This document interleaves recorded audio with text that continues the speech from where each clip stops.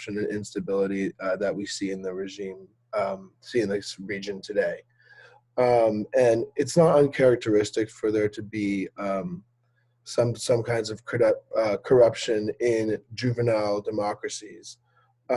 New democracies tend to struggle with things like party proliferation, multiple parties vying for political power, and this leads to just many parties. Like as I'll explain later, Tunisia has 30 to 40 political parties.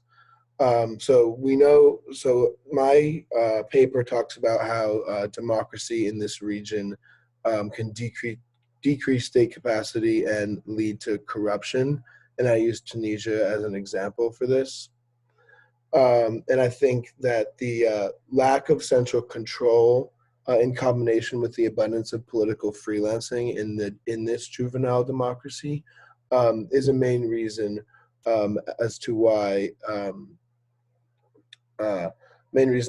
there are political issues in Tunisia now, and in many cases there are protests. And Tunisia was, in fact, the first country in this region to protest against the established regime. And it's known as the Jasmine Revolution, and it spurred what we know today as the Arab Spring in 2011. I think the next one was Egypt, followed by Libya, and so on. So moving on, the theoretical significance. So currently there is a lot of civil dissatisfaction, unrest, protests in Tunisia right now with the regime. And it's not uncharacteristic or uncommon to say that it was better under the authoritarian heavy arm. Mass protests of 2010 to 2011 in Tunisia resulted in the introduction of the democratic system, which was successful. However, the revolution's demand for work and improved living conditions has not improved, and since actually deteriorated and gotten worse. So there's a growing dissatisfaction with the country's economic situation, which has been growing steadily since the revolution. Tunisians are increasingly pessimistic about the future. With party proliferation, there's not much hope in politics at the moment. The number of protests has grown sharply since 2015, and continuous actions have been increasingly fragmented and depoliticized. An important thing to talk about is the Arab youth quake, the democratization against all odds. So the Arab Spring was, sort of led by the younger generation, and you can start to think about maybe it wasn't supposed to happen, and which is why it is proving unsuccessful right now, which is what this point is trying to explain. After years during which any democratic transition seemed implausible in the Arab world, masses across the region has risen to the challenge and challenged the political status quo. So that is what happened, is what spawned the Arab Spring, but it is also what spawned that Jasmine Revolution, but it's also what is occurring across the country now. The success of the youth quake during the Jasmine Revolution and across the Arab Spring has shown the people the power that is vested in them, and what they can do, and in some cases overthrow or do a coup d'etat or things like that. So it really shows the people the power that they have, which is why protests are still flowing across the country. So democratic corruption. So this slide is just going to talk about how democracy is in line for corruption in a juvenile democracy. It's as I said before, characteristic of a new democracy. However, it's been almost 10 years since the revolution, and there's not been much difference since the year immediate years post revolution. So it's just been a downward slope, which is uncharacteristic. Um, so the corruption under a dictator or royal family affects the regular individual actually much less in an authoritarian regime than in a democratic regime. For example, in democratic regimes, when there's corruption, it's in things like the health service, education service. These things become more corrupted, and these are things that you interact with on a daily basis. Um, then there was corruption that existed in the pre-revolutionary regime of Tunisia, but that affected the everyday individual much less. It was more up on the top instead of trickling down as it is now in this democratic regime that is established in Tunisia. So corruption changes during a democratization process in ways that tend to reach people more directly through these things like education services and health services and welfare services and things like that. And new forms of corruption simply spring up just due to lack of central control, and as I said, political freelancing at different levels of the system. There is a lot, as I said before, civil unrest in the revolutionary Tunisia.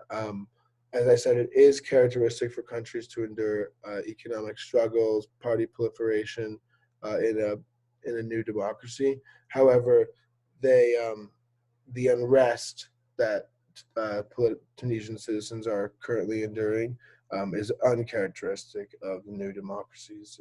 And the protests have actually been sweeping the country with extremely high unemployment rates, higher than during the revolution and before the revolution. Citizens bring to the new democratic process very high expectations that are often quite generalized. So when after they were successful in 2011, they had very high expectations for for the new democratic regime.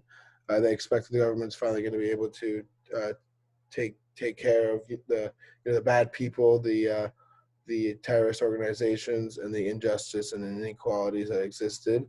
However, it is much easier said than done, and this sense of hope is a strong reason as to why there is a increased unrest in Tunisia in the post-revolutionary era. Dissatisfaction with the country's economic situation has been growing steadily since the revolution in 2011, and Tunisians remain pessimistic about the future. In 2015, since 2015, this frustration has been erupting in larger waves of protests that convulsed entire regions. And in 2016, it was noted that there were more protests during that year than during the year in 2011 during the revolution.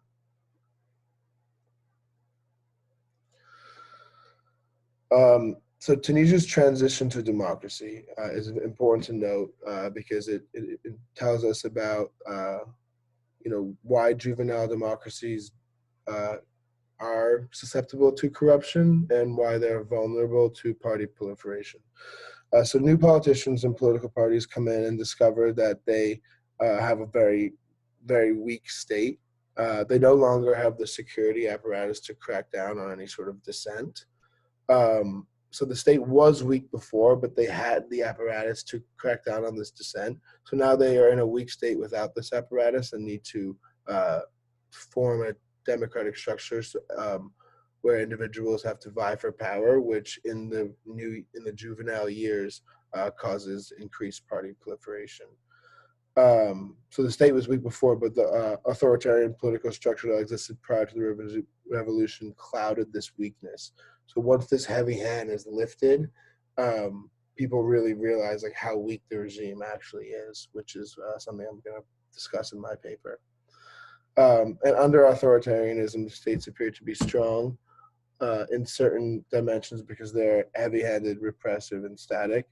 But in fact, they're often very weak in actual policy capacity. So when this hand is lifted, it suddenly looks like the state is very weak because the one strength dimension is taken away. So they don't have much of a grip on their people anymore. So the current political climate of Tunisia is very important to understand. And there are 30 to 40 different political parties in Tunisia.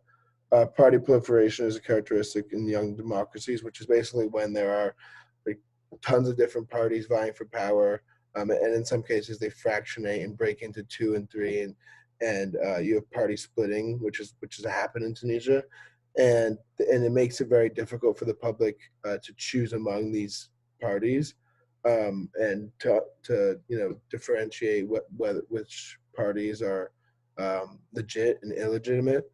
Um, so this leads to a general sense of dissatisfaction about political representation across the entire country. This is going on currently in Tunisia. They have yet to form coherent blocks of parties that prove to be stable. In new democracies, this usually takes 5 to 7 years, and Tunisia is almost at a decade since they've created their democracy. So this is something that they are is uncharacteristic of a new democracy.